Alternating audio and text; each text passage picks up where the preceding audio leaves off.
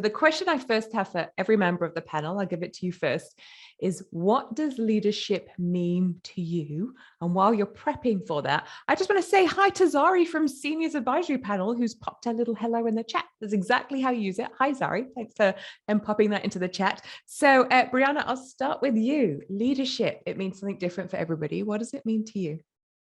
Thank you. I think leadership to me means many things, because I feel like I see leadership in politicians and people who are like at the very top, and I think that's like the first image in your mind when you think like leadership.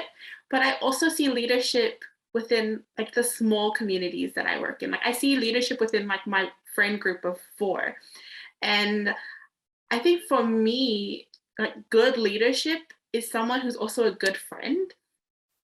And I actually think about that a lot of like leaders that I see on TV, and I wonder to myself, if we went to high school together, would I want to be friends with them?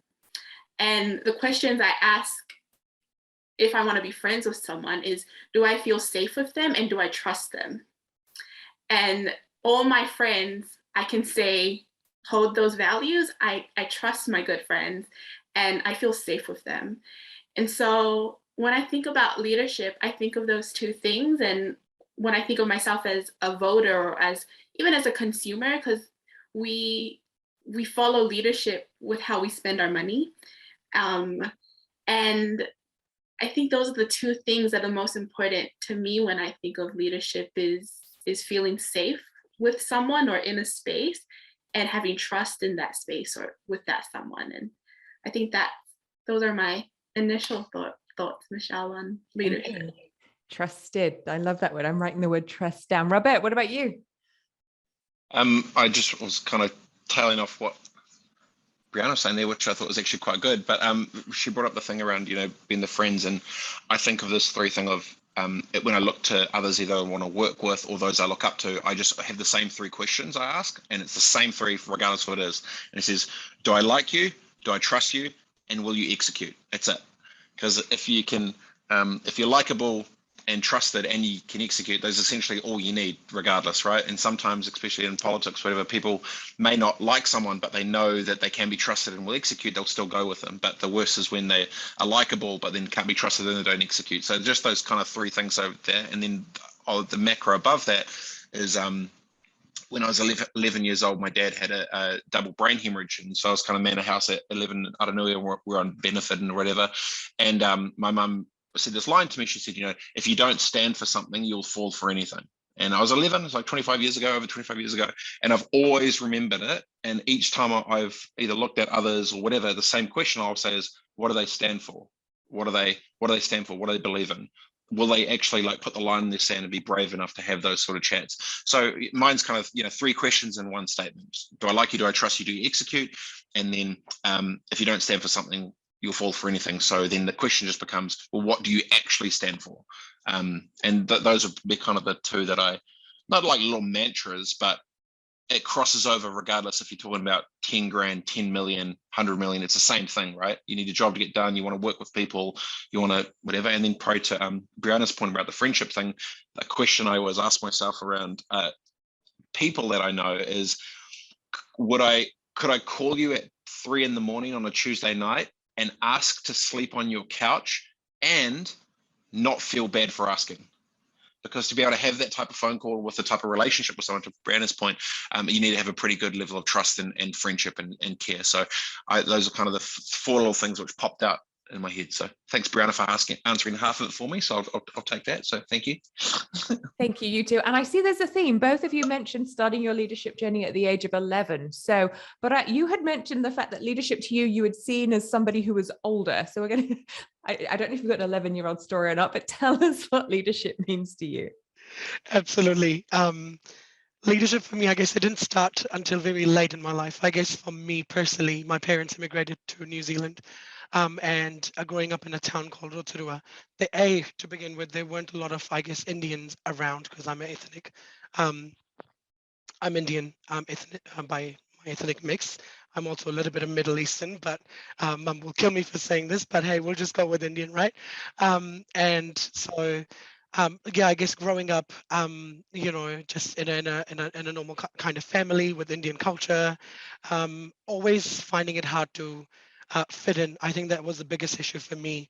Was from a very young age, I didn't kind of fit in into I guess, the Western world.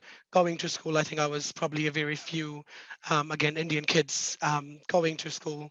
And then again, within the Indian community, I guess as I grew up, I became a little bit more Western for my parents liking. And so then I was struggling to fit in the Indian community because, things that you don't do, like I eat beef and I don't kind of follow the rituals and all the, and I was kind of labeled as being the rebellious child, and nothing's going to happen to him, and he's never going to make anything out of his life because he doesn't follow the traditions and all the kind of stuff.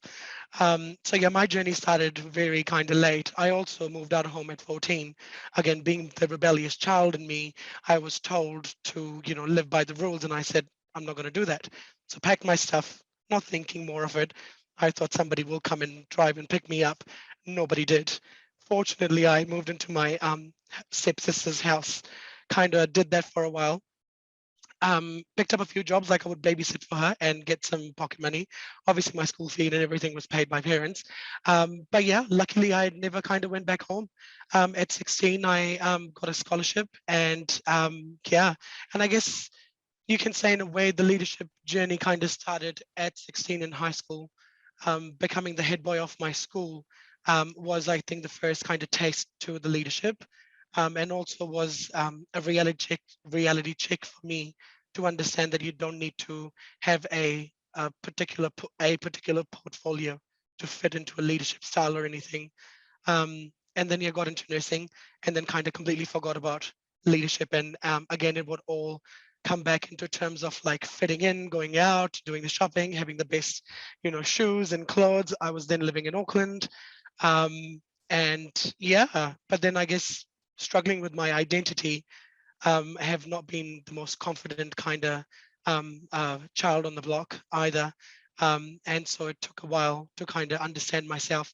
So I would say for me, the biggest thing, what leadership for me is being authentic.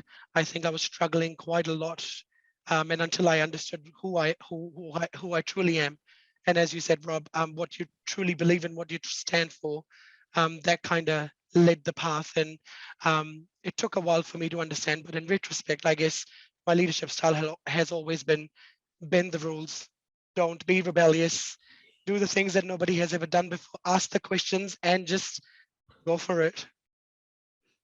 I love it. Thank you so much. I remember you are welcome to go to the Q&A button if you want to ask questions to any of our panelists as we dive into their stories. And Bharat, I mean, one of the things I'm so grateful for is this panel is incredibly diverse. We're diverse around the social stereotypes of our job. We're diverse around ethnicity. I think many of us, so I am half Asian and half Western, and many of us have struggled to make sure that we impress our parents ethnically and do the things, but also try to live our own life. And so I think that's one of the great things about Auckland, is that we are so incredibly diverse. But I don't think we're always seeing that representation up there in some of the leadership roles. And I do feel like sometimes that decisions are made that maybe wouldn't be made if we had more diverse role models. So Robert, I'm going to start with you because you harp on about this all the time. What is your opinion about leadership and diversity, and what do you do or try to do to try and help increase it? I do harp on about it, Michelle, because I'll actually bring you into this. We were at CES. I've told so many people this story. We were at CES a couple of years ago. We're having dinner, and CES is the world's largest consumer electronics trade show with about 180,000 people in Las Vegas, with the future of technology and everything. We're at dinner, and you look around and say, "Do you see what I see?" And I'm like, "What?" And it was 95% male. And you said a line along the lines of, what does the future of products and services, what do our future products and services look like if 95% of all the design has been made with one SKU? And I started to think about actually the filter-on effect of how having a diverse range of thinking and people in the room actually matters. The danger that I feel and have felt, especially being, young and Māori and tech and entrepreneurial and all the rest of it, is this tick the box mentality for what a lot of people feel they need to address, whether it be male versus female, or it be Māori and Pacifica, or it be LGBTQ, whatever it is. These things are that a lot of bad leaders are treating these important things like campaigns, not realizing that they're consistent, they're part of culture, and they're here forever, so embrace what's different. And I get extremely fired up, as you can tell, because I feel that we're losing so much great opportunity in commerce and community by proactively not really engaging with the wider range of amazing people that we know. And like, I know amazing women, young bucks, old bucks, a whole bunch of crew, and I still don't feel, I feel we're slowly getting better, but I swear to God, if I see one more mantle, I'm about to lose my shit. Like, it's so stuffed, right? There's so many great, amazing humans that are younger and older and all sorts of backgrounds. And I will not accept any more time where they can say it's the diversity of thought, but everyone looks the same, they've kind of done the same thing. It just doesn't cut it. And because it's just not the truth, right? And I think great decisions are had, especially when you talk about leadership, when it's a wider skew of actually being able to take as many different optics as possible. Like, I call it lenses, like, because I'm coming from, I guess, a media background.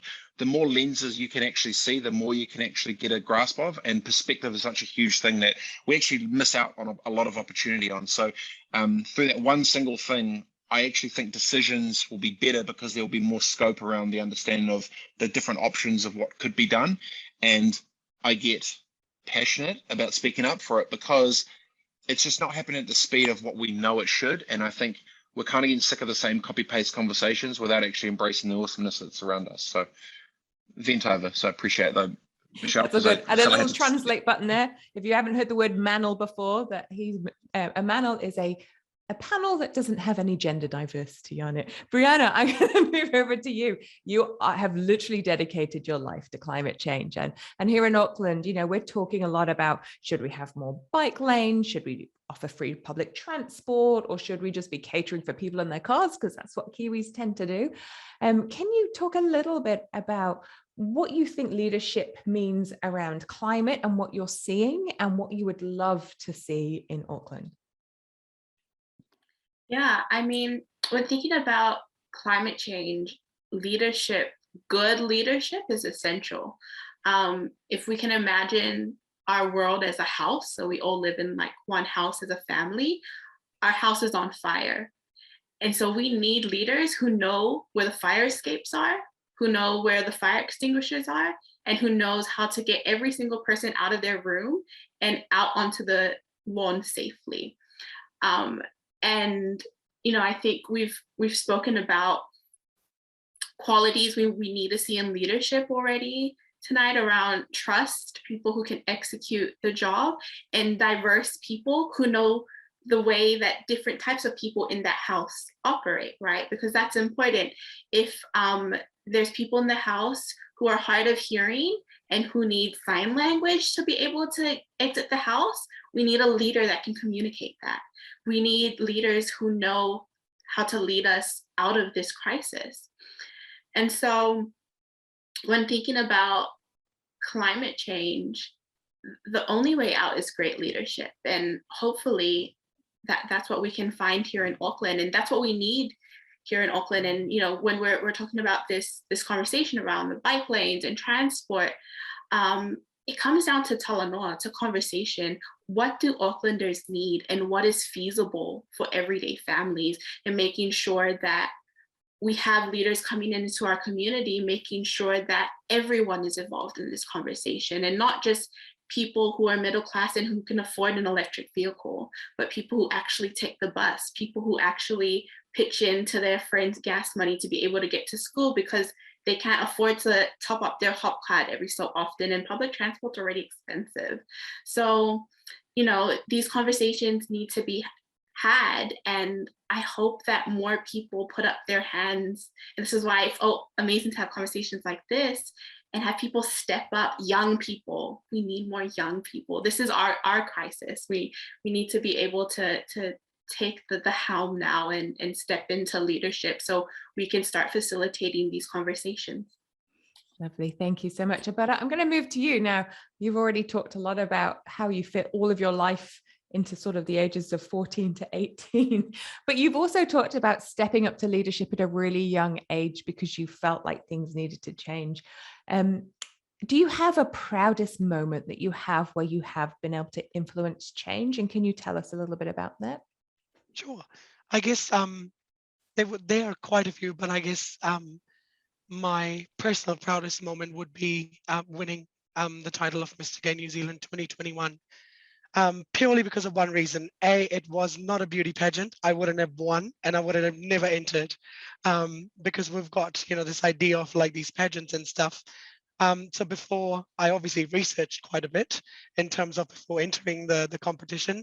And the more I learned about it, the more it was around leadership was biggest component of, was one of the biggest attributes in terms of you're assessed on 5 areas. One is leadership, one is community integration, the other one is public speaking, and I think the fourth one is the change and the influence you've made in the LGBTQI community.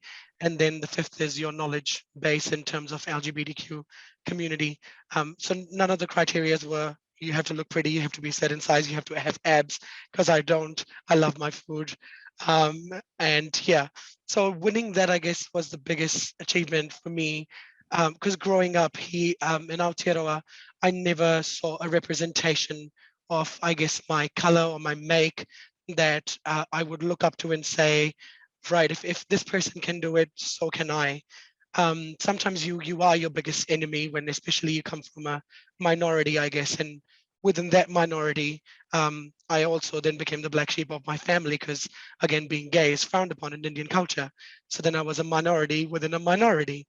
And even within the gay community, there's different, I guess, stages. Like some people are straight acting, some people are quite femme, some people are girly. And again, within the community, I'm not the most, manly guy. You would walk in the room and I'll be, hey girl, I'll call people, hey sis. So again, that was something that I tried to suppress for the longest time. And I would sit like a man, I would talk like a man. And yeah, so I guess standing on that stage, winning that sash, and looking in the crowd, because it was a big gay out, it was quite a big crowd, and seeing some of the faces crying, and some of were my friends. I guess more than the title, it was the standing on the stage and just being proud of that. I have given somebody a hope that if I can be here, you definitely can be here. Huge. And that authentic representation is so important. And I think when we talk about leadership, it is about having people who represent us that we can see in positions of power and positions of influence, in the hope that maybe we could follow in their footsteps. So thank you for doing that. Okay, I'm going to do one more question to you, Robert, and then we're going to go to questions from the audience. And that is, and I know you harp on about this too, because you and I are friends, tall poppy syndrome. Tell me a little bit about this, because one of the challenges we've got is when people are in leadership roles, perhaps they get cut down a little bit. Tell me what you think about it and how you think we can overcome it.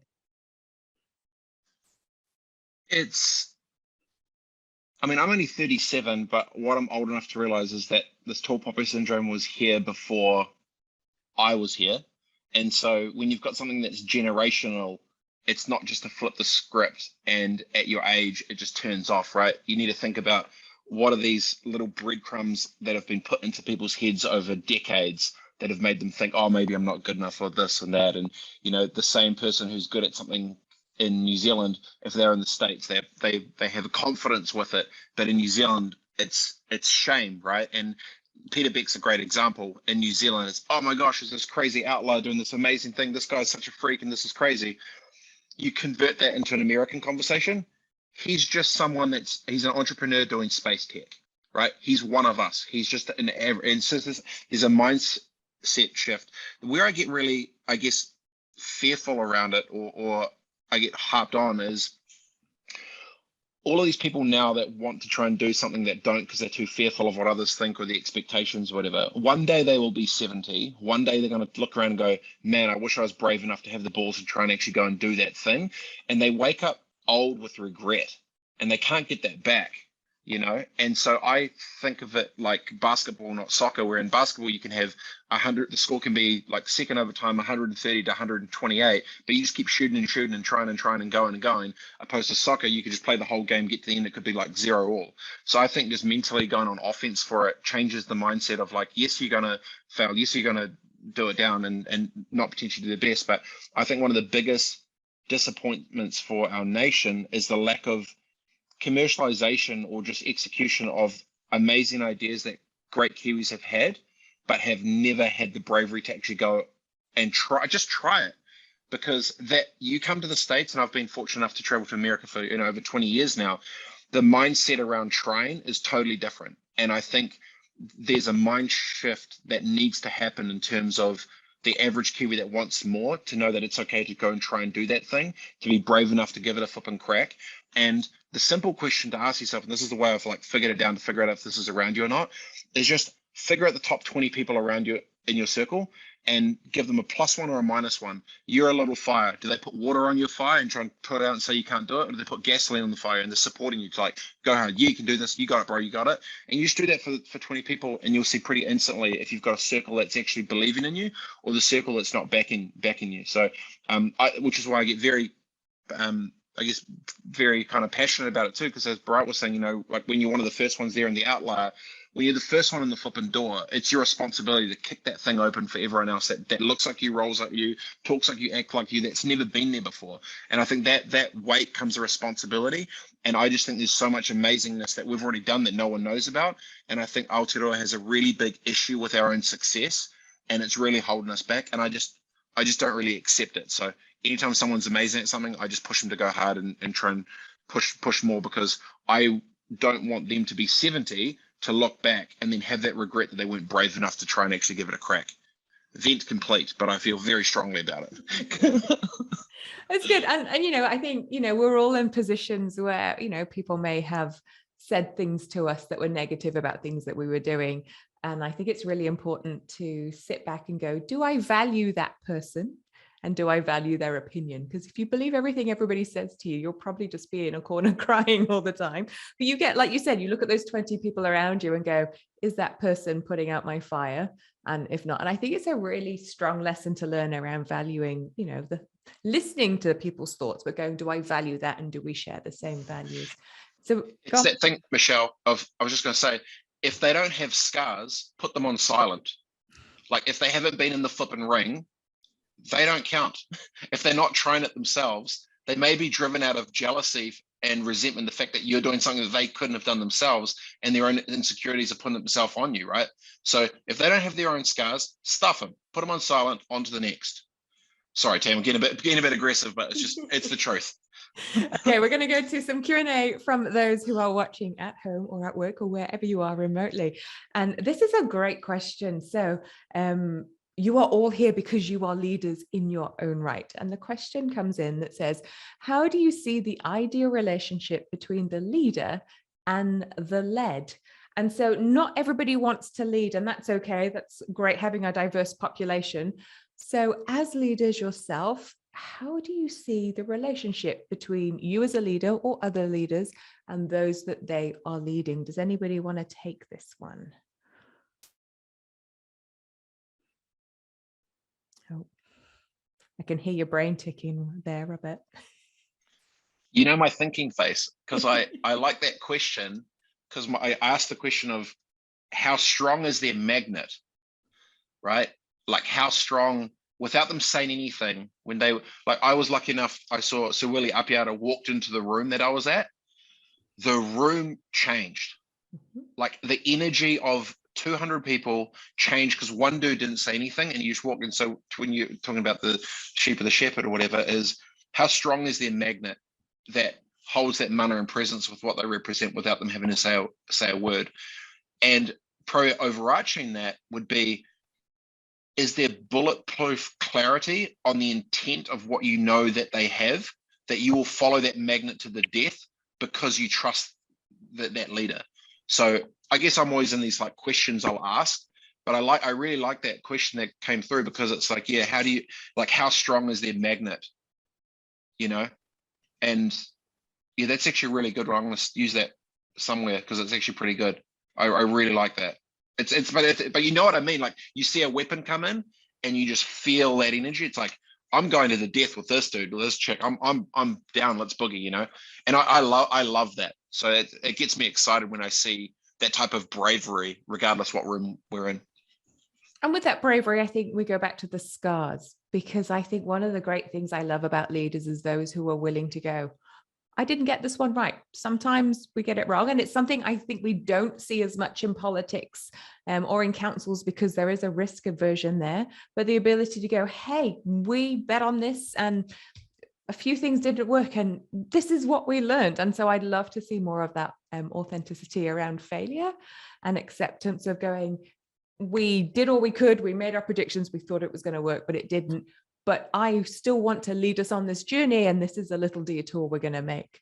Does anybody else want to have a little go at this question? Otherwise, I'll move on to the next one. Yeah, Brianna. I think just to go off of what Rob was sharing, but you know, there's this quote, and it's famous in politics, that basically the idea is that a politician's job is to get into the leadership role, and then the public's job is to make sure that he's still doing or she's still doing her job.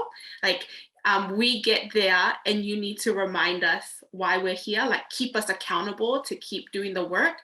And I feel like that is the reality of a lot of relationships that the public have with leaders. And I really don't like it. Like I think that's not a good place for us to be in, where it's our job to hold our politicians accountable and to constantly be questioning them. What are you doing? To hold our leaders accountable.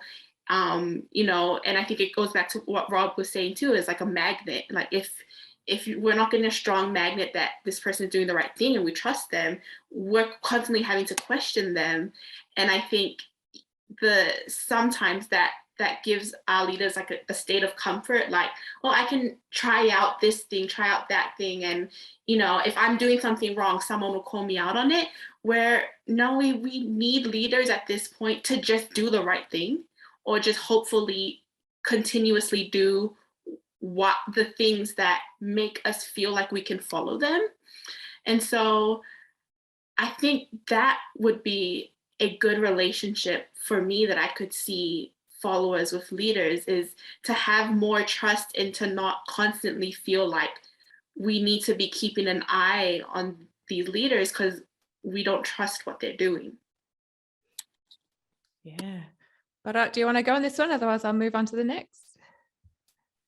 We'll move on to the next. We'll move on to the next. Okay. Well, look, I'm going to combine two questions that have come in from people watching at home, and they both have a similar theme. One of them says, love this correro. Would love to hear your thoughts on how our elected representatives can better connect with and support our most marginalized communities who are often underrepresented in votes. I'm going to combine that with this, which is, how do leaders tap into the wisdom and experience of the public so as to lead more effectively? So this question is around how, if we are leading, and how do we make sure our leaders are actually connecting with their communities? And we've talked about coming from different places and having different backgrounds. And so how do you think, or how would you like to be connected to by your councillors? But also, how are you yourself connecting to the communities that you are working with to make sure that you are hearing a diverse range of voices? Who wants to take that one?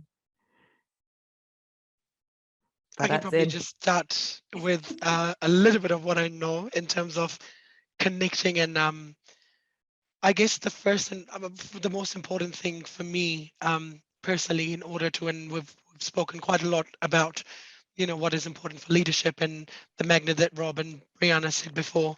I guess for me, it comes down to relatability.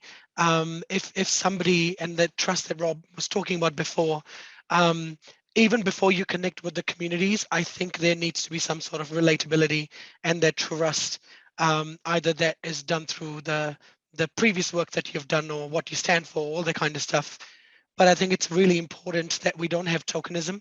That is something that I see a lot in my kind of industry where I work in, and we have diversity and inclusion, and then you have the table at the seat, and it's just a seat and a tick box. oh yeah, we've got the LGBTQ, we've got the brown person, we've got the Maori representation.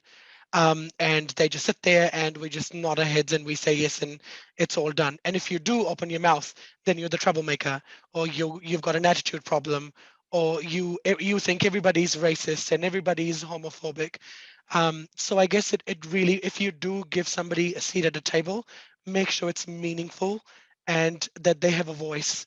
And it's not, and if they do open their mouth, listen and take it on board, and have a chat, have a corridor. Don't just shut the idea down by saying, oh, the person is just difficult. Or I also hear a lot, oh, your trauma is talking, in terms of, are you just being bullied? And, so there's all sorts of things where people would, and these are at a leadership table where I'm saying, don't just say this, add this to the blah, blah, blah, whatever. So definitely I would say if there is a seat at a table, make sure it's meaningful. Otherwise there is no point. Amazing. Goodness gracious. I feel like I need your life story in a book, but we'll come back to that. Robert. So I'm just trying to still get past. I feel like your trauma is talking. It's like, geez, what type of tables are these, man? They need to shake it up. No, probably on the back of the relatability, I strongly feel I always like these ideas of like ninja moves, right? When there's this kind of like a creative way that you can navigate different worlds. And the one that I go to is like, how do you mess from this? And I use it for myself, is how do you mess from the streets to the C-suite? Like, how can you literally roll up to a whole bunch of billion-dollar telcos and VCs or whatever and have an adult conversation, and then come down to the streets and have just as much care and empathy for 15-year-old Rangi from Rotorua who wants to, try and figure out how to get into building or whatever it may be. As soon as you've got a touch point where you're, probably to your point, like relatable, but then accessible as well, when you can split that gap, that's like the best. Because I remember, growing up in, I don't know, Christchurch, we're on the benefit. I just remember feeling we didn't like people from Maryvale and Riccarton on the west side of Christchurch because they were rich. And because we were poor, we hated the rich people. It didn't matter what they said, right? It was just like a thing. And that's without getting to meet them or know them, whatever. And there's always such a danger when you pocket a bubble of inaccessibility through exclusivity positioned by someone that has some type of power or whatever, that it doesn't matter what you say, because they can't connect with you, they're not listening, and it doesn't matter, like I snowboarded for years. I don't care how someone did it. If a skier comes up to me trying to tell me how to do a snowboard trick, I'm like, shut your face, you ski.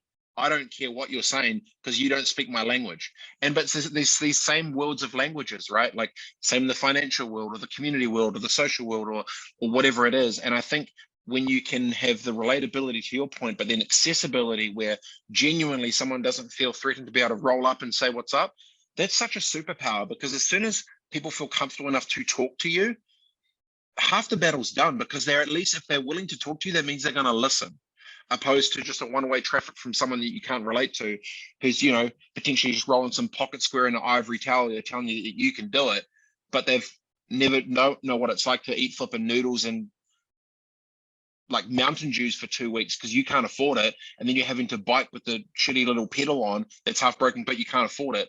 It's like sometimes, unless you've been in the gutter, that they won't listen. And so to the point about the marginalized communities, if you're not accessible or they don't feel you have genuine empathy or care, people tune out. I still do it today. If someone tries to start to talk to me about stuff and they're in a different world, I'm like, I appreciate it, bro, good chat, but yeah, nah.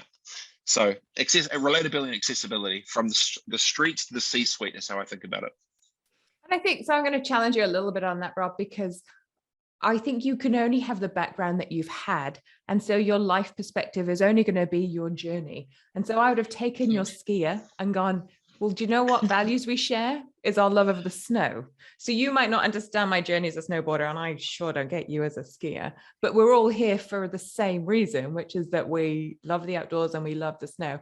And I think it's easy to go, well, you haven't been through this, but nobody's been on your journey, just like nobody's been on my journey. And I think sometimes you can be empathetic and listen, even though you've never been on that journey, and learn about skiing. I'm a snowboarder, so I'm with you on that. I agree.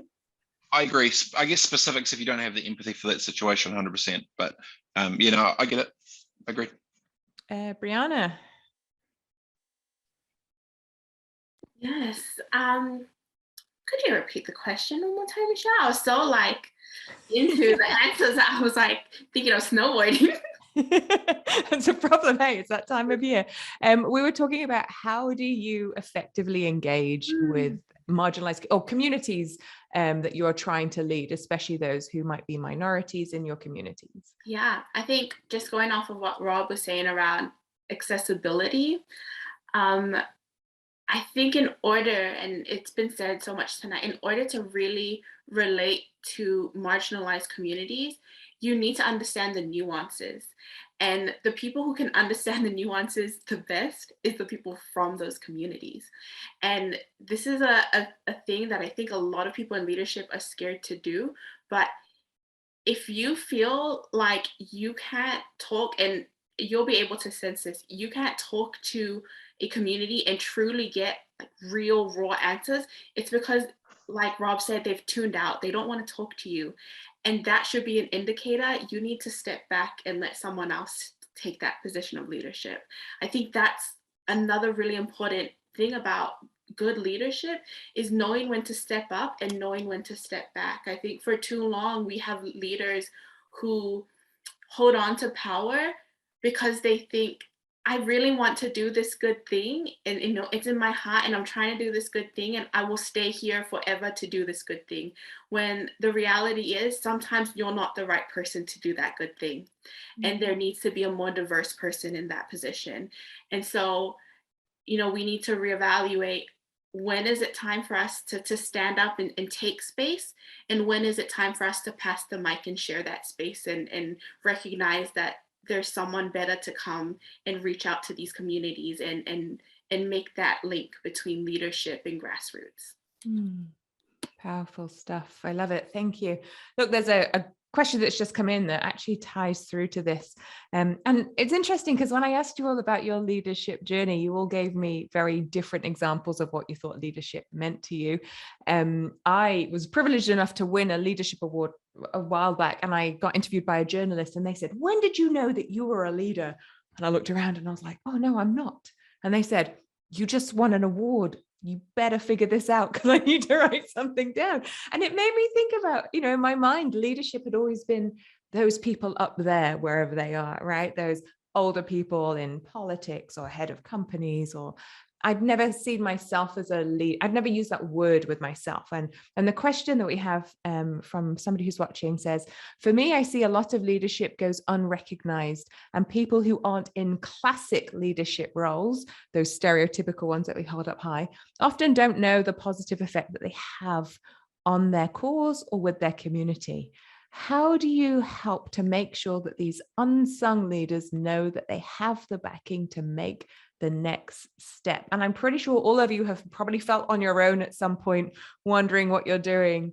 And so does anybody have any advice for how we take, so many of these amazing leaders that we see locally doing incredible things that just aren't recognized. How do we help share what they do? How do we help promote them? How do we help support them? And how do we help change that stereotypical view of what leadership actually is?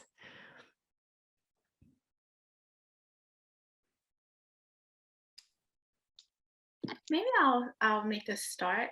I think for me, one of the ways, because there's many ways that we can give our unsung heroes flowers, but one of the ways that I've been thinking is to do it when they're young. Our little cousins, our kids, our nieces and nephews running around the house. When you see them do something like, one of them will start picking up the toys first and lead the way in cleaning up, give them their flowers then.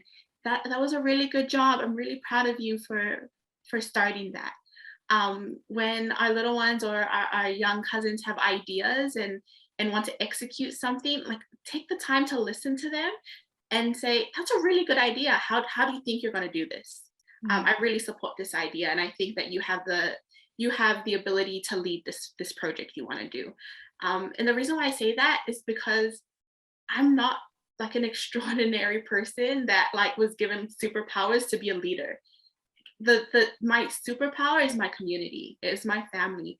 It was like me having an odd thought and my dad and my mom being like, I believe in you. I think you can lead that. And I think that's what we need to do with our young ones, especially our young Pacifica and Maori and minority children who often don't see themselves in classic leadership roles. And, the saying that it's hard to be something you can't see. I think a lot of our marginalized kids feel that way. How do you be something when I've never seen a Pacific Islander in this role? I've never seen a Māori prime minister within my time. So if we can't provide a world that our kids can see themselves as leaders, we need to tell them they can be. Because I never saw it when I was young, but my parents told me that I could be a part of a future where I made that possible.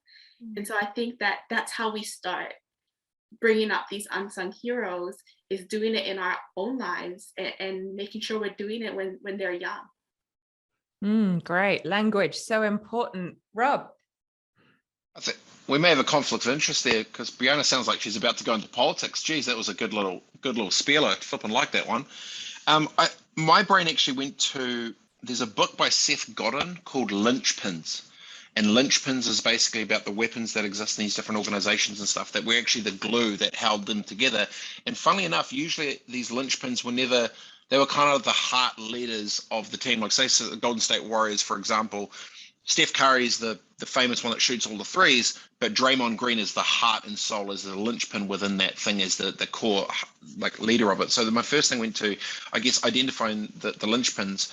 And I think probably, to be honest, point as well, being able to generationally shift the breadcrumbs to make their mindset knowing that what they can go, they can do. And I guess I'm starting to learn this more and more now because I've got two daughters, 3 and 4, and pro to your point about picking up this or that. Yeah, it's changing them. I feel it's not rewiring them, it's wiring them in a way that they feel that all these things are possible and everything's good. They can all try and go. So there's never that belief. Because for me, when I was 15, after my, I was failing high school on welfare. My dad passed away when I was 15, unfortunately, and my careers advisor put the seal on me. He said, "Hey, congratulations, Robert. When you when you finish high school, you could work at a warehouse packing boxes." And I'm just like, I got no issue with that. It's what you got to do to break bread. My issue was that was a ceiling they put on me when you're 15 years old, surrounded by gangs of drugs and bullshit, living in Aranui on welfare. You fail in high school, not get into university, and you're sitting there going, well, stuff this. And that's that sort of ceiling, opposed to, but weirdly enough, leaders, or I said probably same to you, Michelle point, I wouldn't call myself a leader at all. I just do my own thing. But I turned that negativity into fuel. So I use that as fuel, and it was just a mindset shift what I had to do. And probably to the bigger point of it is just being aware of that circle of, Big Sean is a rapper. He's got the saying, he's like, I've got people that are in my circle, but not in my corner, right? There's people who are around me, but they don't have my back. The people around me, they're putting water on it, not fire. So I think the self-awareness piece comes to it too. But to answer the question would be finding the linchpins, giving them the flowers, and then not rewiring them, wiring them from when they're young to believe that all that stuff is possible, because I don't want any mental limitations on what my kids can or can't do, regardless what that is. And that's just that won't be a issue in my household. I hope so anyway. But any unsung heroes that you have wanted to celebrate or seen or wished that they knew they were unsung heroes? Yeah, I would say 2 of my best friends, they're both our family. And one of them is a nurse, and we both started our kind of careers together. And I call her my family, and she's Tongan. I think she might be on the chat, so hey Latu. But I guess with her, I guess I was the biggest push for her in order to, because we started our careers together. We both were 18 or 21 when we first graduated. And it was kind of embedded into us that you have to be 50 or 55 before you can become a charge nurse or a service manager in health. And by the time you become a director, you are probably retired by then, and you should just do your 5 years. Once I kind of led that path for myself, and because she didn't see what I saw in her, because we were quite similar, And all the stuff that I would kind of do, I'll always go back and be like, hey, you can do this. And she'd be like, what are you talking about? You're so driven. You're a leader. Again, all those words that she saw in me and I kind of saw in her.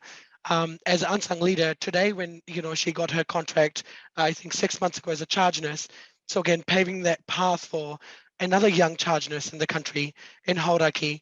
I guess things that she did that I encouraged her to do was she's from Mangere, and the whole family's super important and all that kind of stuff. I guess the thing that we both learned from each other, nothing comes free in life. There are things, the price that you have to pay for stuff, and sometimes it's at a sacrifice of doing things. And yeah, but the unsung part of that is, if you don't have anybody in your circle, either family or friends or at work, cut those friends if they don't appreciate, or if you've done something nice, it goes unnoticed. At work, I have quit my jobs where I have thought, I'm not valued, I'm out. Doesn't look good on CV, but hey, it kind of paid off. So yeah, I would say every opportunity that you get to appreciate someone or build them up, or you see something that they don't see in themselves, if you don't do it, that's a massive opportunity missed there, because they will be the future tomorrow and probably will become a better leader than the others that are out there. So important. And so if you are sitting at home watching, thinking, man, that person that I know is amazeballs, go give them a call or send them some flowers, virtual or real, and yeah, give them that love, because sometimes people don't even realize that they are showing leadership. They're just getting on and trying to fix the things that they see around them, and it's so important. Okay, so we talked a little bit, or I talked a little bit about risk aversion in politics and failure, and so I'm gonna have you open some wounds. This is a question from the audience, and it says, what's the one mistake you've made in your career, I will add, or life, that you wish you could go back and fix? And you might not be the type of person who wants to go back and fix stuff. You might be a no regrets person, but let's talk about something that you've reflected on and perhaps you would have done differently. You get to be as honest as you wish on this one. It's a pretty vulnerable question, but I do think, one of the authentic leadership traits is actually showing that you're human and that you're not infallible, and that sometimes things just don't go the way you expected. So would anybody like to share their one thing that they would at least like to go back and reflect on, if not fix? I've got plenty, so I'll just pick one. The biggest learning for me, I guess, was trying to become something that I'm not. Purely because either it came from the cultural upbringing, or trying to fit in the parents' expectations and then the community expectation, the Western world kind of expectation. So yeah, I would say if I could go back and change one thing, because I did waste my time quite a lot in that kind of phase, I would definitely I would change trying to become something so that I could fit in and look cool and sound cool and have lots of friends and have that kind of life. I would definitely go back and change, because let me tell you, that did not add any value to my life. I wasted a lot of time trying to become something, or stand for the things that I didn't believe in, but because it was cool and I wanted to fit in, I would just be like, yeah, let's do it, or I totally agree with this, but at the core of me, I was like, this doesn't fit right with me, or I would always have that feeling like I shouldn't be doing this. Yeah, so I would go back and change that, I don't know, fire to just trying to fit in when I didn't believe in those things. I love it. And just so you know, you are the coolest now. So Rob, you want to reflect on anything in particular? Yeah, I got asked a great question a while back, and mine actually went around time. So I think differently about numbers. So when I was so my biggest regret was when I was 30, I didn't want to be retired as such, but I wanted to have options, was what I called it. And I think I could have got to where I was at 30 by the time I was 27, but I had too much arrogance and ego in my early 20s, thinking I could do everything myself without anyone's help, stuff everyone, I'm the man, stuff you, I'm gonna do everything because I'm awesome. But what I lost was time, right? And so I realized that by losing that time, so I have this formula which I work in my life, and it's called a life regrettage percentage. And my life regrettage percentage is a formula where at 30 years old, I lost 3 years because I had too much arrogance and ego in my early 20s thinking I could have done it myself, that I lost 3%. So I had a life regrettage percentage of 10% at 30 years old. But I said, I'd rather be 30 years old with a life regrettage percentage of 10% than be 60, have done something I hated for 30 years, which would be half my life. So now I'm at 60 years old with a life regrettage percentage of 50%. And now I'm kind of stuffed because being like at Māori Pacifica with this diabetes and this blood pressure, it ain't no joke. So like I'm pretty much tapped out, right? So I think about time differently. But that's literally how, so when I have decisions that I make, the question I ask myself is, will this increase or decrease my life regrettage percentage? Like by choosing to do this thing and allocate my time, will this make me wake up at 70 with less regret or more regret? When I'm in, that nursing home with flipping robots changing my diapers or whatever it is I'm going to be flipping doing in the future when AI takes over everything. But I think about these things. So how I do it is I'd definitely be thinking down those lines of that. So that's how I think about, I guess, regret. I love it. When I first met my husband and he moved in with me, I used to have a pile of Monopoly money on the kitchen counter. And every day I would move one of the Monopoly cash pieces to the other side of the kitchen. And he's like, what are you doing? I said, oh, well, I've just spent a day of my life. I'm just considering whether or not I spent it wisely. And so for me, it was a real physical thing that he was like, you're nuts. But I like to sit back and reflect and go, was today how I wanted to spend my time? And if not, how do I get to change tomorrow to spend it more wisely? Well, Ray Avery changes, he counts his days down of when he's going to die. He thinks the average life expectancy for him is like 80 or 90 or whatever. And he counts, like when at the day I met him, he said, oh, I've only got like 5,000 days left. And I'm like, what?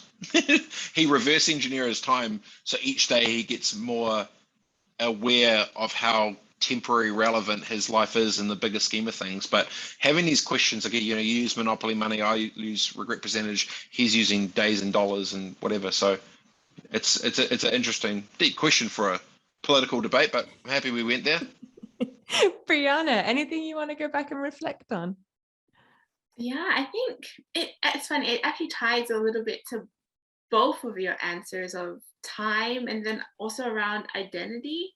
But I wish when I was young, if I could go back in time and give advice to my younger self, it would be not to waste time looking so far away for inspiration. So when I was young and I felt like I wanted to be this activist, I used to Google Emma Watson speeches. So she's like a Hermione from Harry Potter, and like I just wanted to be her. And so like I consumed so much of her speeches and her content and her life, and tried to be so similar to her when she was so different from me. She was living in England. I was living in a small island in the Pacific. So I grew up in Samoa, and I wish that when I was younger, I actually just looked around me for inspiration, because that's where I get inspiration now. Like my elders, my aunties, my like old teachers, like I go back on Facebook and I like go and see all these people that I just lived next door to in Samoa, and see some of the things they write on like these like deep emotional Facebook posts. And I'm like, wow, you have so much knowledge. And there's a really jarring quote that one of my aunties actually shared with me, is that every time an elder dies, a library burns. And it's this idea that our elders hold so much knowledge, and I had such close access to this knowledge growing up around them. And if I could go back in time and change anything, is I wouldn't look so far out for what I needed to enrich my life. It was right there in front of me, and I didn't know that those elders around me were running out of time themselves. And till this day, I can check what Emma Watson's up to. I can't see what a lot of the elders that I grew up around are up to now, because they're no longer with us. And so I think, yeah, it's tied around time, but also identity and just valuing who I was as a young Samoan woman more when I was younger. Okay, well, this question from the audience has I think been stimulated by your AI nappy changes over there, Rob. So it says in the next decade and beyond, there's going to be lots of change both in our world and here in Aotearoa that are going to be difficult, unpleasant for lots of people, both old and young. Do you have any ideas as to how you and maybe other leaders might help people to handle these disruptions?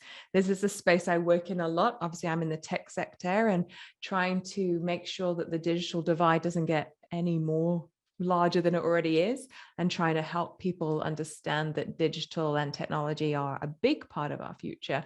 But Brianna, we're looking at, things changing with our climate, and the world that we live in is going to be disrupted around, we're already seeing in agriculture, we're also seeing in housing that climate changes are affecting that. But in the medical, there's a huge stuff happening right now in nursing. When you look at, we're losing our DHBs, and now everything's changing over there. And Rob, you're in the tech space with me. You see it all the time. So this is a really big question. But do you have any ideas as to how you and other leaders might help people to handle these upcoming disruptions? Yeah, I think I'll take this one. So there's a question here, Michelle. It says, do you have any idea as to how you or maybe other leaders might help handle these disruptions because of your expertise in the space? I think you could probably add more value than us at this point. Well, look, I'm going to start it. The things that I do is I try and remember that everybody's on a journey, and their journey starts from where they're at. And actually a journey is about going to one place ahead of where you are and not assuming the knowledge. So the challenge we've got around digital devices right now is we assume, even on the Zoom call, that you know how to use Zoom. Now, the pandemic has taught a lot of people that, but it's innate for some of us, and it's a real challenge for others. And so I think making sure that we have programs that help people to, number one, figure out where they are and move them just one step, rather than just assume that we're going to keep going onwards from where everybody should be, but we know nobody is actually at. So the work that we do just sits and listens and goes, where are you? Okay, how do we take you one step further than where you are today? Because everybody's on their own journey. Do you think, I know this isn't about, I know this is actually about you, Michelle, though, but do you think from all the conversations you've had with everyone that's struggling with this specifically, is the answer first the mindset shift of what these leaders need to, how they need to think about these disruptive things that are coming? Is the first thing the mindset that needs to shift? Is that that's the overarching hook that which you've seen? Look, I see with a lot of leaders that they're already there. And so they're making decisions because they've already gone on that journey, and they're there. Look at banking. Banking's a great example. If you try and do anything in a physical bank right now, it's almost impossible. I tried to get cash from the bank, and they said, oh, no, you need to order that a week in advance. I'm like, okay, you used to be able to get money from these places. But now everything is done online. And yet I look at my grandparents who, they had a challenge where they were hacked into their bank. They don't trust the online system. They don't understand it anymore. And now any transaction is a stress because there's no option for them. And so I sometimes wonder if we're making big decisions too quickly just because the leaders have already made it there, but we haven't thought about how do we make sure that there's a filtered option for those who aren't there yet, but help them on that journey to get there. If my grandparents could go on a course to help them learn about how to use their bank online, I'm sure they'd be much better off than they are. So I think there's a journey process that perhaps, and it goes back to those communities that maybe we aren't engaging with. But yeah, I think sometimes the leaders making decisions are from backgrounds where this has become easy because they've been on a journey together, and not realizing that others haven't had that journey yet. Well, if they jump into that point to go down that path, instantly everyone else who doesn't understand it, they put their handbrakes on out of fight or flight, and they don't, can you imagine trying to explain NFTs or Web3 or crypto to someone who's scared about an online bank? It's like, geez, let's just park the bus. Yeah, I would go into two things. The first one I'd say, well, probably just the main one, is actually the mindset of offense or defense. If you're not curious to try and see and learn whatever, instantly you'll just handbrake up and everything is just fearful, even though it makes sense, because it's not what you know, it's not what you're comfortable with. But that's why I asked about the mindset, was if they're already mentally there, then it becomes about as a leader, how they bring everyone along for that journey, because sometimes when everyone else is stuck in their own little bubble, how do you get everyone to rise up and actually see bigger with a different lens? That's why I guess I asked that, because half the time, you know, usually like I've known CEOs who they'll come in and basically their game plan is like, package this thing up and we're going to go public in 3 years or whatever it is. No one else beneath them understands what that even means, but then how to get the entire ship aligned to one single purpose when only one person knows actually what's potentially going to happen.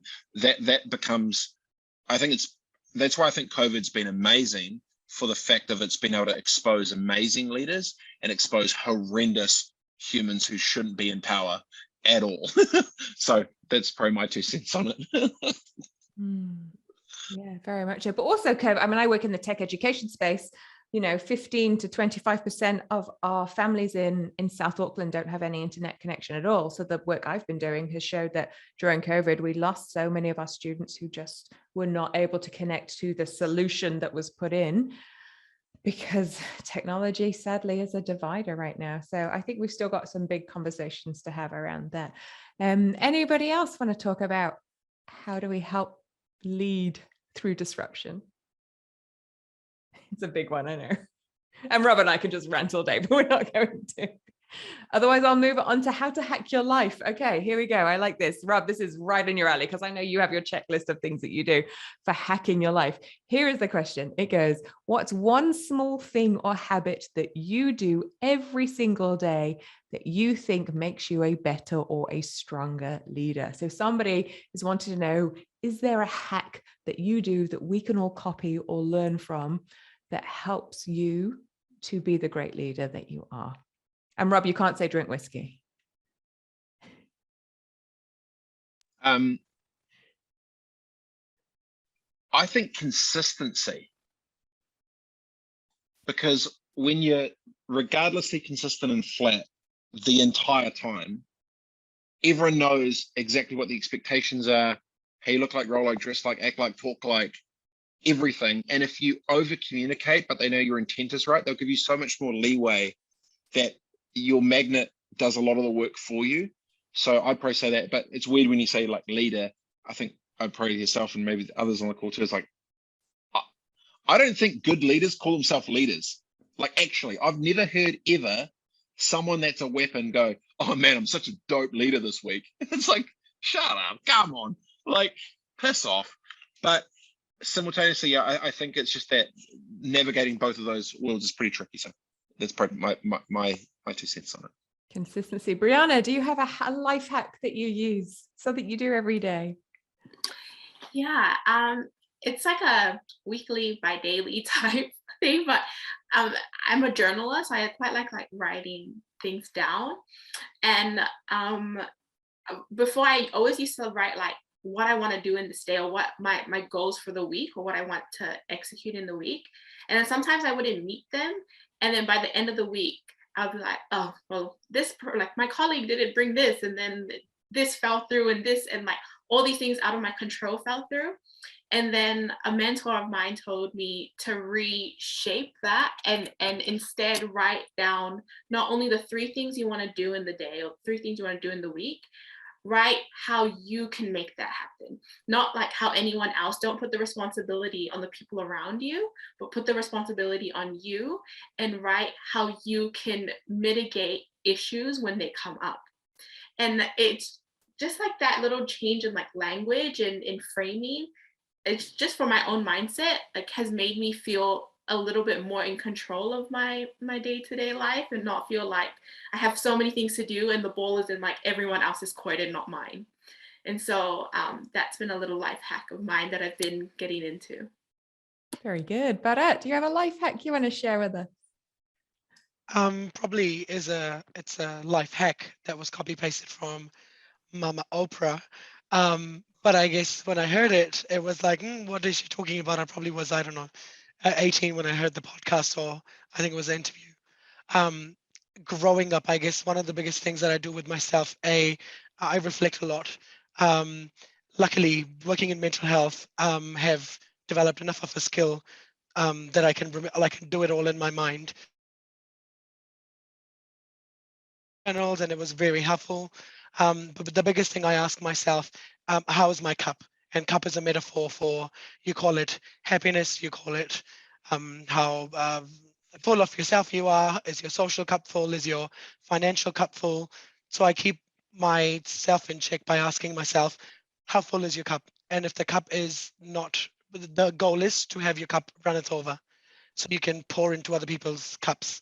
I guess the word leadership, and as good leaders, not that we are, but people who are, and if we were, you're giving so much out from your cup into others, and it's a constant kind of thing. It doesn't stop.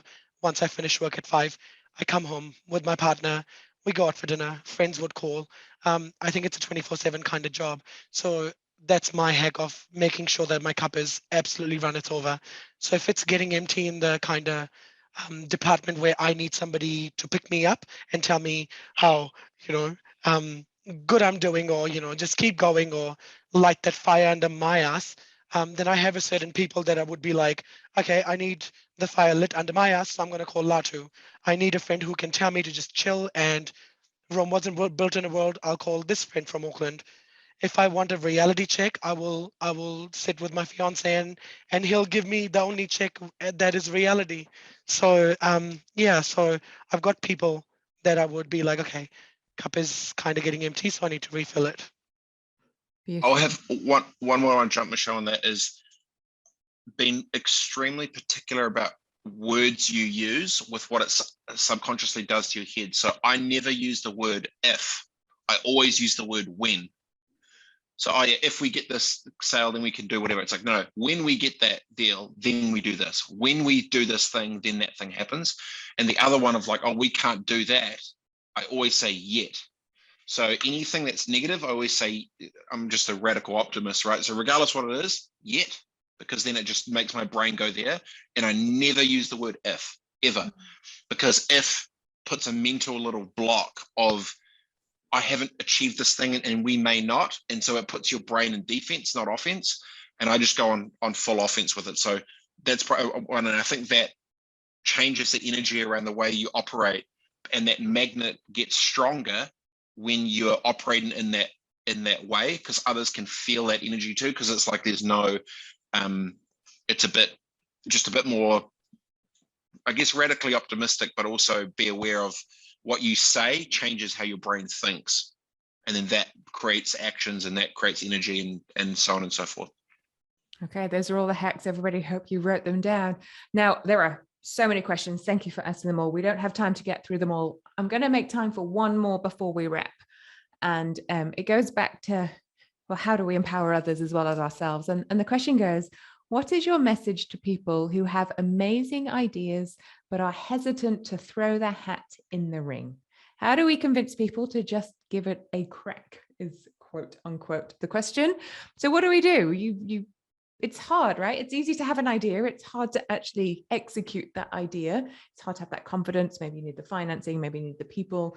So do you have any advice? And while you're thinking on that, I just want to say thank you to all of the amazing, beautiful comments that are coming through. I'm so glad that you're enjoying this as much as we are.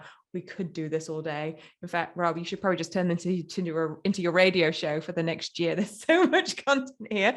But back to the original question, how do we convince people to throw their hat in the ring?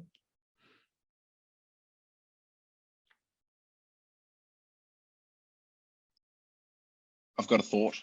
Mm-hmm.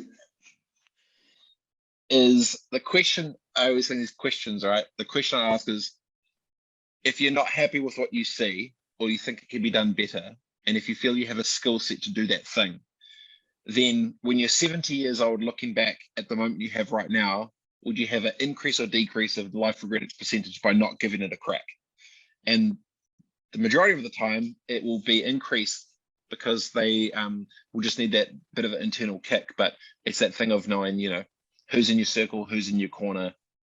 If you don't stand for something, you'll fall for anything. So actually being like, cool, what do I stand for, and do I want to stand for this? And if you do, be fully upfront about it. Like, totally, this is what I believe, this is why. And what's great, I think, is that I've noticed anyway, is when you can have a disagreement with someone, but if you can have a conversation, at least you can listen to the other side, which is what we talked about before. So it would be, don't get old with regret.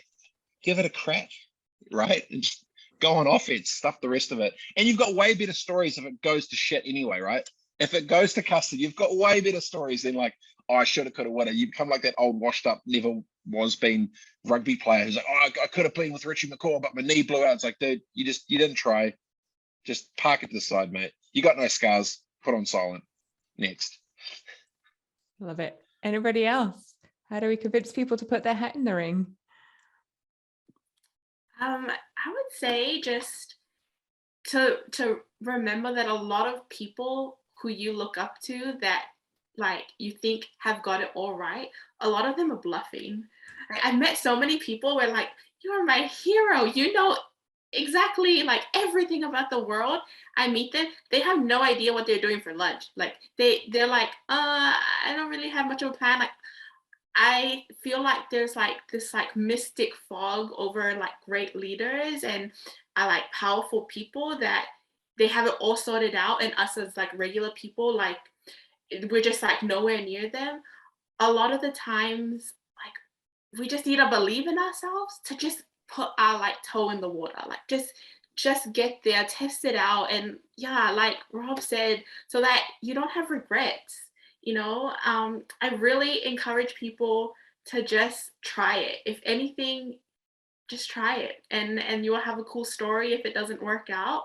And if it works out, you got yourself to a place where you know you're able to believe in yourself and push yourself forward. And I really encourage people who are on like the sidelines and seeing like that happen in their friends' minds or their family members' mind, push them. Like, you can do it. A lot of the times we just need that one person to be like, book the flight, book the meeting, do it. And then in our minds are like, okay, what the heck, let's do it. Yeah, but final words.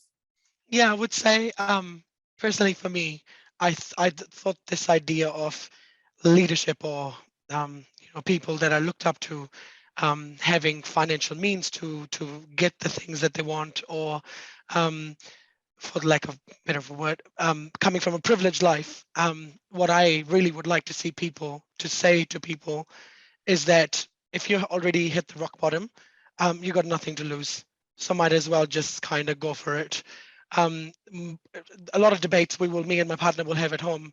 They're not very interesting dinner conversations, but we will talk about things like, regret versus taking risks and safe risks, and how much do you kind of invest, all the kind of stuff. If you really want to go for something, don't have a plan B or a C or a D, because then again, as Rob, you said before, the language that you use, you're kind of convincing yourself that if it doesn't work, there should be no if. Just go for it. And in the world, the most dangerous people in the world are who have got nothing to lose. So again, I would say, if I can do it, coming from a very a family that nobody has kind of done the things that I've done, or I think anybody can do it. We don't have superpowers. At a stage, we was like, enough is enough, and we're just going to do it. So I think I was born out of frustration, because I was sick of living the life and listening to people, and I was always complaining. So then you take responsibility and you become the change. Yeah, get to make change. Those are great words for us to end on.